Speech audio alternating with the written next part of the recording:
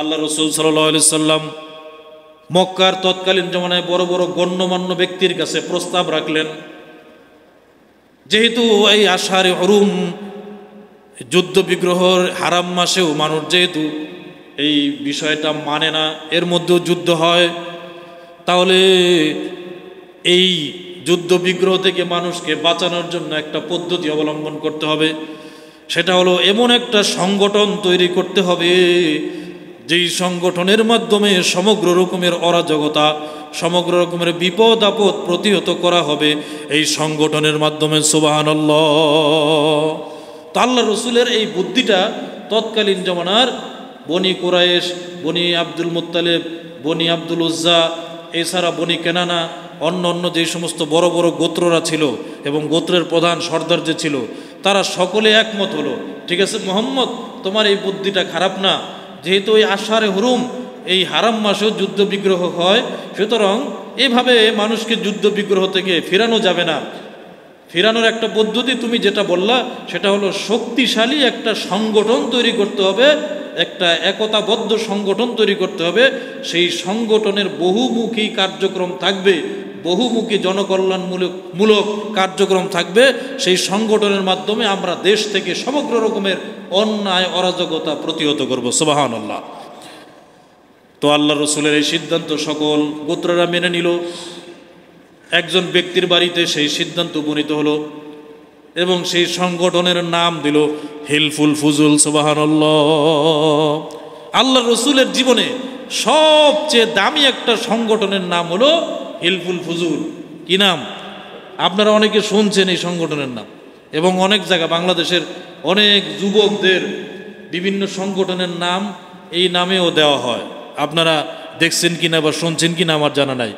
রসুলের জীবদ্দশায় 15 বছর বয়সে তার বয়স মাত্র 15 বছর, এই 15 বছর বয়সে 60-70 বছর বয়সী তৎকালীন জমানার গণ্যমান্য ব্যক্তিদেরকে নিয়ে তিনি ওই মজলিসের, ওই প্রেস ব্রিফিংয়ের, ওই সম্মেলনের প্রধান হিসেবে থেকে সকল মানুষকে বিভিন্ন দায়িত্ব দিয়া বড় একটা সংগঠন তিনি তৈরি করে তুলেছিলেন, বহুমুখী সংগঠন।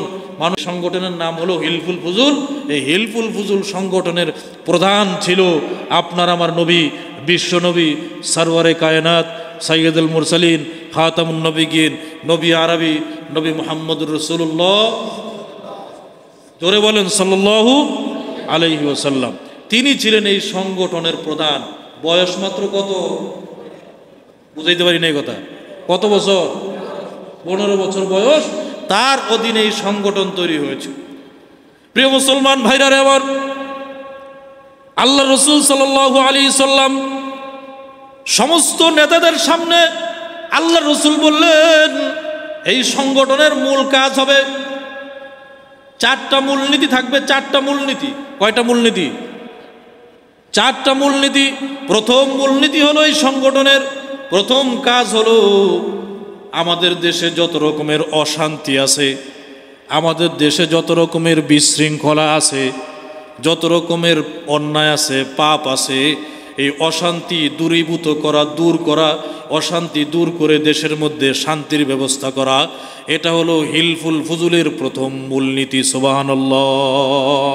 আল্লাহ রসুল চুক্তিতে লিখলেন হিলফুল ফুজুলের সংগঠনের প্রধান মূলনীতি, প্রথম কার্যক্রম হলো দেশ থেকে অশান্তি দূর করা। কি দূর করা? অশান্তি দূর করা। কথা কি বুঝাইতে পারতেছি? এটা কয় নম্বর মূলনীতি?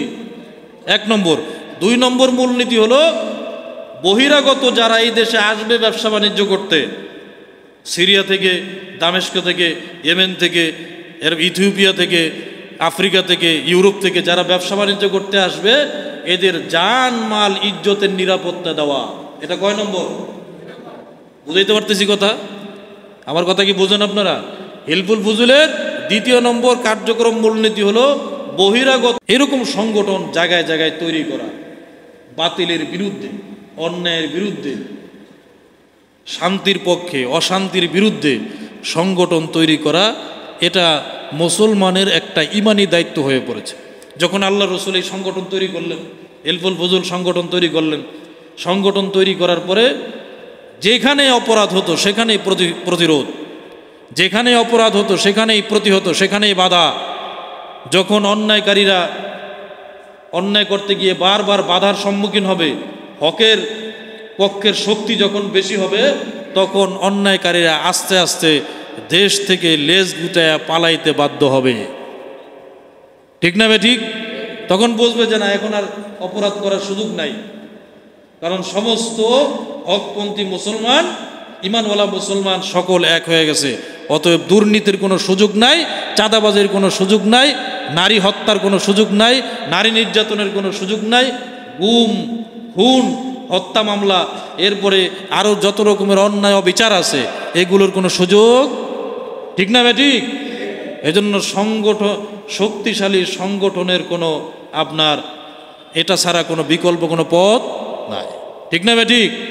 প্রিয় মুসলমান ভাইরা আমার, এই সংগঠনের দ্বিতীয় নম্বর যেই কার্যক্রমটা ছিল বহিরাগত মানুষের জানমালের নিরাপত্তা দেওয়া।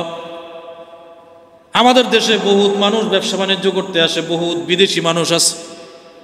আমরা অনেক সময় এই সমস্ত বিদেশি মানুষের দুর্বলতার সুযোগ গ্রহণ করে অনেক সময় বিদেশি মানুষের উপরে চড়াও হয়ে যায়, ঠিক না ঠিক? আছে না নাই? কথা বুঝাইতে পারতেছি না মনে হয়, সব মাথা নিচু করে আছেন, সবাই মনে হয় সাধু, আপনারা কিছুই বোঝেন না। বিদেশি মানুষ যারা আসে, চাকরি করতে আসে, ব্যবসা করতে আসে, স্থানীয় যারা, এরা মনে করে খাইছে রে, আমরা এই দেশের সরকার, আমরা এই দেশের বাদশা, ঠিক না ঠিক? কিছু হইলে এই বেটা বরিশাল্লা, এই বেটা রংপুরা, এই বেটা অমুক তমুক, আছে না নাই? নাই মনে হয় আপনাদের এখানে? সবাই সাধু মনে হয়, এগুলি করে না মনে হয় না? এই যে এই কাজটা আপনি করলেন, আপনি একজন মুসলমান, আপনার মুখে দাঁড়িয়ে আছে, আপনি নামাজও পড়েন, আবার দান সৎকাও করেন, পরকালের জান্নাতেও যেতে চান, আল্লাহর প্রতি খুব ভয়, কিন্তু মসজিদের বাইরে গিয়া একটা বিদেশি মানুষ, অন্য দেশের মানুষ, তার উপরে আপনি কটূক্তি করে কথা বললেন, পারলে তার থেকে আবার 2 টাকা আপনি মাইরেও খাইলেন, পারলে তার একটু মারলেন আপনি, এরকম হয় কিনা বলেন? তাহলে আপনি কোন জায়গার ভালো? আপনিও তো সেই জালেমের কাতারেই পড়লেন, ঠিক না বেটি? অভাব নেই, আমার নিজের চোখে দেখা, কিছু হইলেই পান থেকে নুন কষলে, সামান্য পরিমাণ 19 থেকে 20 হইলে ঠাস করে থাপড় লাগাই দেয়, আছে না নাই? আল্লাহর দেওয়ায় হাত একটা মানুষের শরীরে আপনি উঠাইলেন, আঘাত করলেন একটা মানুষের শরীরে, কাল কিয়ামতের ময়দানে স্পষ্ট ভাষায় বলছি, আল্লাহ রসুলের আর আল্লাহর কোরআনের কথা, এই হাত আপনার বিরুদ্ধে সাক্ষী দেবে।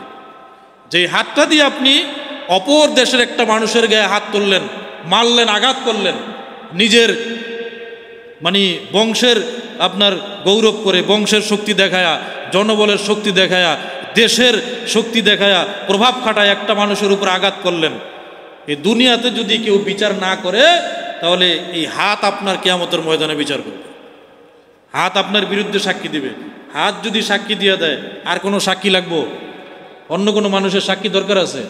হাত বলে দিবা, আল্লাহ তুমি তারে সাভারের নেতা বানাইছিলা, এলাকার লোক, এই এলাকা পাওয়ার পাইয়া রংপুরের একটা লোক এই দেশে কাজ করতে আসছে, বরিশালের একটা লোক কাজ করতে আসছে, লোকটা সামান্য পরিমাণ তার সাথে একটু তর্কাতর্কি হয়েছে, অমুক দিন অমুক সময় তার হাত দিয়া তুমি আমারে তার কাছে দিছিলা, এই আমাকে দিয়া সে এমন জোরে আঘাত করেছে, লোকটার কোনো অন্যায় ছিল না, আল্লাহ তুমি বিচার করো।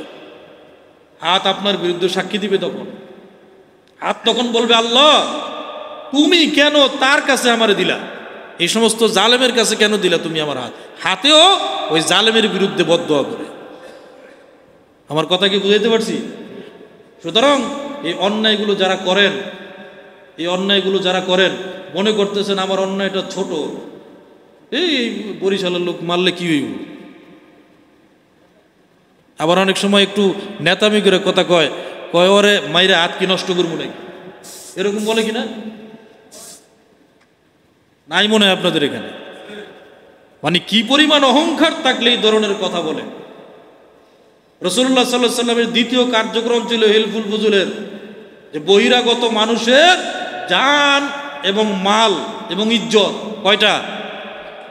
জান, মাল এবং ইজ্জত, এই তিনোটার হেফাজতের দায়িত্ব, সংরক্ষণের দায়িত্ব, নিরাপত্তার দায়িত্ব হিলফুল ফুজুল নামক সংগঠনের পক্ষ থেকে নেওয়া হয়েছিল। সুবহানাল্লাহ পড়েন।